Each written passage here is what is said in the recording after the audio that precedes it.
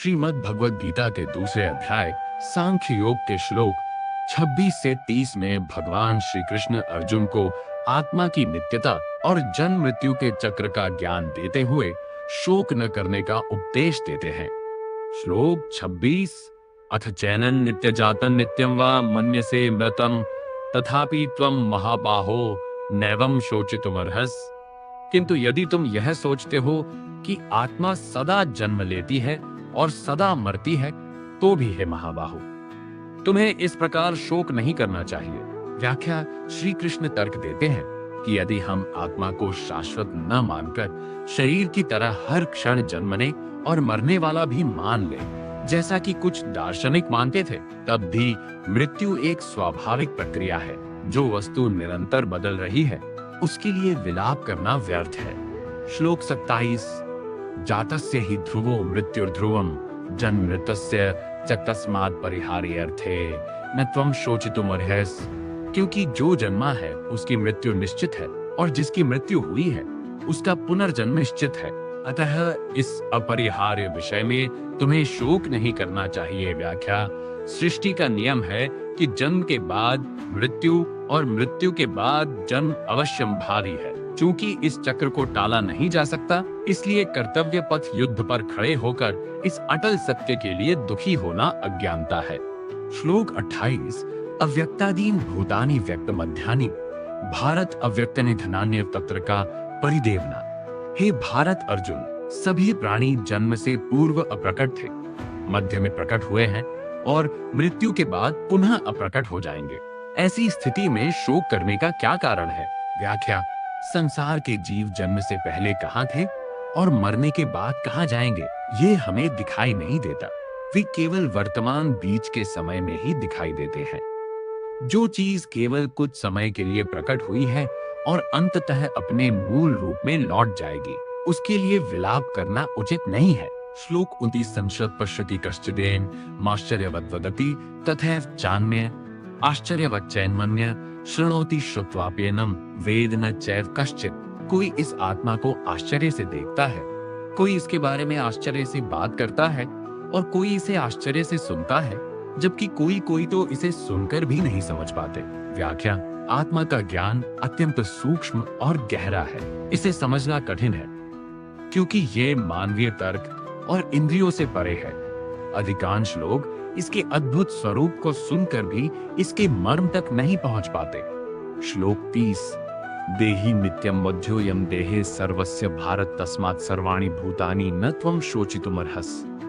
हिंदी अनुवाद हे अर्जुन, सबके शरीर में निवास करने वाली यह आत्मा सदा ही अवध्य, जिसका वध न किया जा सके है, इसलिए तुम्हें किसी भी प्राणी के लिए शोक नहीं करना चाहिए। व्याख्या यह इस खंड का निष्कर्ष है। श्री कृष्ण स्पष्ट करते हैं कि शरीर भले ही नष्ट हो जाए, लेकिन उसके भीतर की आत्मा अमर है।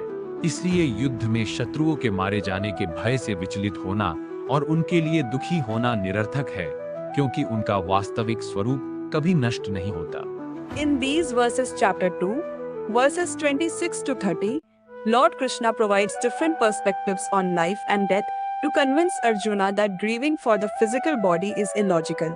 Verse 26, even if you think that the soul is constantly born and constantly dies, even then, O mighty armed one, you should not grieve like this. Explanation Krishna uses a logical even if argument. Even if you don't believe the soul is eternal and think it dies with the body, death is still a continuous natural process. Therefore, lamenting over a constant change is pointless. Verse 27, for one who is born, death is certain, and for one who dies, birth is certain. And for one who dies, birth is certain. Therefore, you should not grieve over the inevitable. Explanation birth and death are two sides of the same coin. Since this cycle is unavoidable and a law of nature, a wise person does not cry over what cannot be changed. Verse 28, O scion of Bharata, all created beings are unmanifest before birth, manifest in the interim, and unmanifest again after death. So what is there to grieve about? Explanation, before we are born, we are invisible to the human eye. After death, we become invisible again. We are only visible for a short period in the middle. Krishna asks, why mourn for something that has simply returned to its original invisible state? Verse 29, some see the soul as amazing, some speak of it as amazing, and others hear of it as amazing.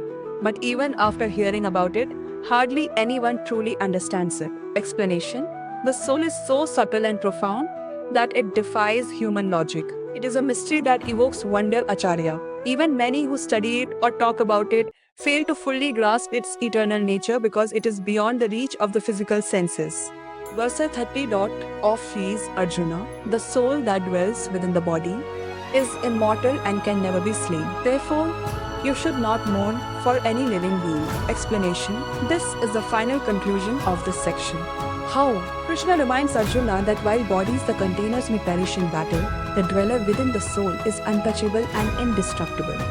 Knowing this, there is no reason for sorrow. Would you like to explore the next set of verses, where Krishna shifts the argument from philosophy to Arjuna's duty dharma as a warrior?